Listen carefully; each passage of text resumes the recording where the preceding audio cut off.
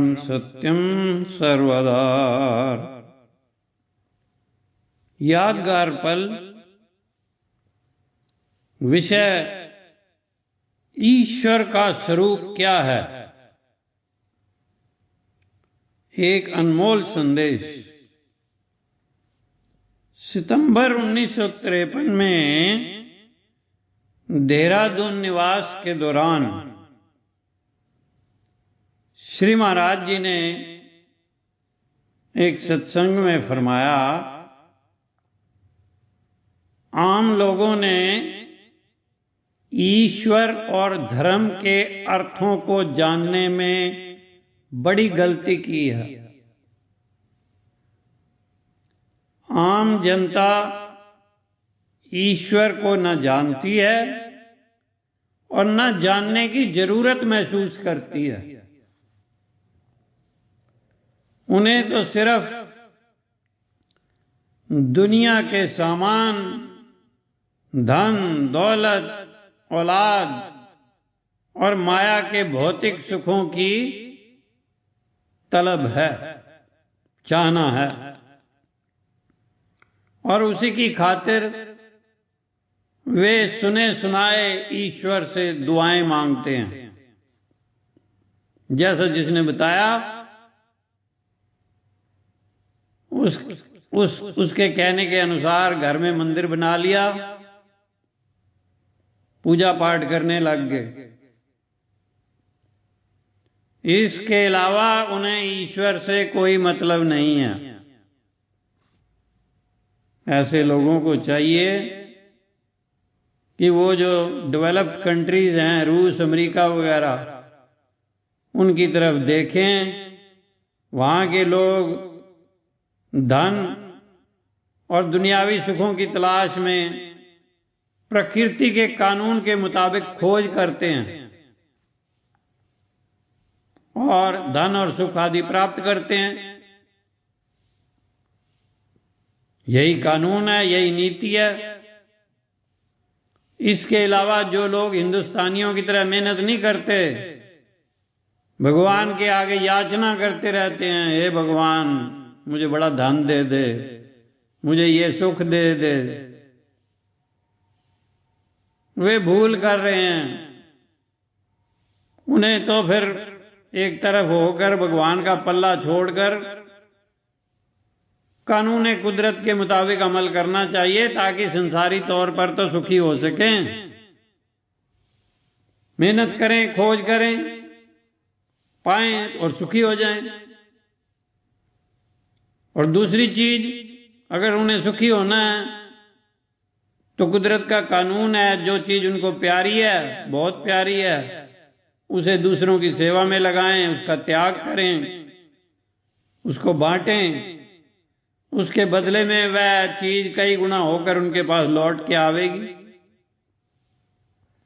जिन सुखों को वे चाहते हैं, दूसरों को बांटने का यत्न करें, ताकि वह सुख भारी मात्रा में उनके पास आवें। अगर इन असूलों पर चलेंगे तो फिर ईश्वर और धर्म का स्वांग रचने की जरूरत नहीं है, वे सुखी जीवन व्यतीत कर सकेंगे। ईश्वर और धर्म को पाने के लिए तो आहार, विचार और व्यवहार की शुद्धि करनी होगी पहले, तब जाकर कहीं अंतर्मुखी जीवन की यात्रा की शुरुआत होगी। महाराज जी फिर ये ईश्वर का स्वरूप क्या है, ये भी तो बतलाएं। तो श्री महाराज जी ने कहा कि ईश्वर के मसले पर बहुत गलतफहमी फैल चुकी है। इस चीज को संतों ने खोज के बतलाया है कि जीवन की एक दशा या स्थिति का नाम ईश्वर है। मुर्शिद कामिल यानी पूरा सतगुरु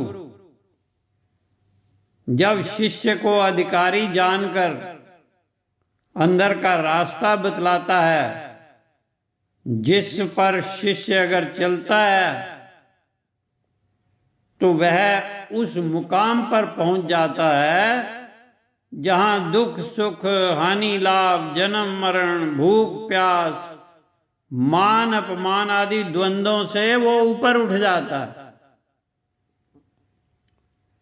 जहां बुद्धि उसकी टिक ही नहीं जाती बल्कि लय को प्राप्त हो जाती है, और वहां पर उसे वो खुशी प्राप्त होती है, वो आनंद प्राप्त होता है कि बाढ़ आ जाती है, जहां शरीर शरीर नहीं रहता, सब कुछ सत्स्वरूप ही हो जाता है। उस स्थिति को, उस हालत को संतों ने ईश्वर कहा है। अल्लाह, खुदा, वाहिगुरु, सतपद, शिवपद, निर्वाण, सतबोध आदि अनेक नामों से इसे वर्णित किया गया है। अब इसे प्राप्त कैसे किया जा सकता है? तो आपने बतलाया इस मार्ग पर चलने के लिए जीवन की पवित्रता, बुद्धि की निश्चलता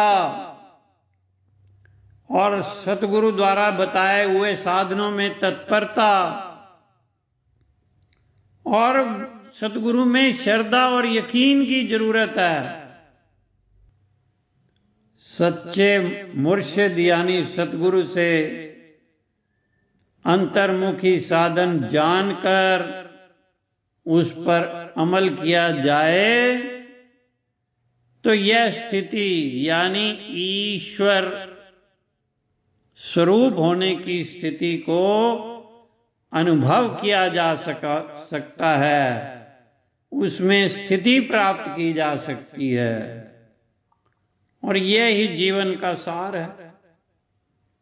इसी के लिए यह मनुष्य शरीर मिला है। मनुष्य को यह देह इसलिए मिली है कि वह इस देह का फायदा उठाकर ईश्वर स्वरूप हो जाए, ताकि जन्म मरण के बंधन से हमेशा हमेशा के लिए आजाद हो जाए। ओम ब्रह्म सत्यम सर्वदा।